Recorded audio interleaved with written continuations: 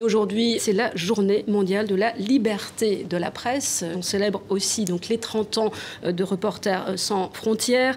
Lauréat cette année, un journaliste syrien qui est disparu, emprisonné, Mazen Darwish, dont on n'a plus de nouvelles depuis plusieurs années.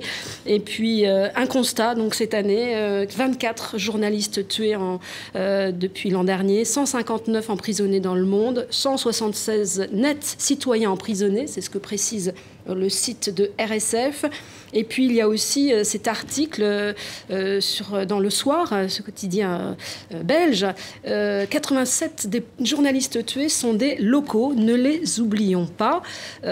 Qui se souvient que la veille de la mort de la célèbre Marie Colvin ou Rémi Hochlik, tué à Homs en Syrie, eh bien, un vidéaste syrien avait aussi perdu la vie. Il s'appelait Rami Al-Sayed.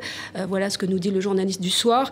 En Belgique, ça s'appelle le Deliverance Day, voilà, pour rendre hommage à tous ces journalistes. François Bougnango, vous faites partie de RSF. Un mot justement sur ce constat, ces 30 ans de RSF aujourd'hui. Quel constat et quelles sont les priorités à donner cette année pour l'action de Reporters sans frontières ?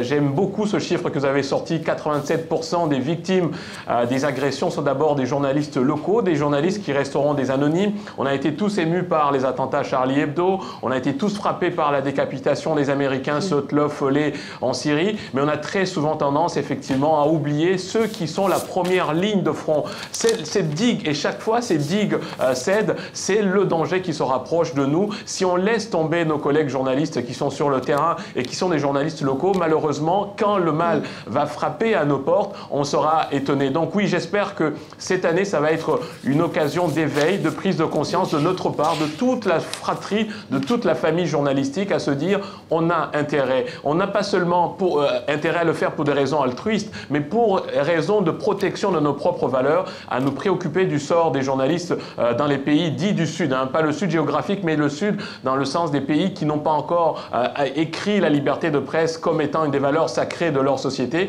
Ici, nous, au Canada, on a une pensée fort émue pour Raif Badawi. Raif Badawi, ce blogueur saoudien qui purge une peine de 10 ans de prison, assorti de 1000 coups de fouet le 7 mai prochain. Donc jeudi, ce sera 1 an jour pour jour depuis que la sentence lui a été infligée. Sa famille vit ici au Québec et on a été particulièrement émus et touchés et solidaires avec cette cause ici au Québec.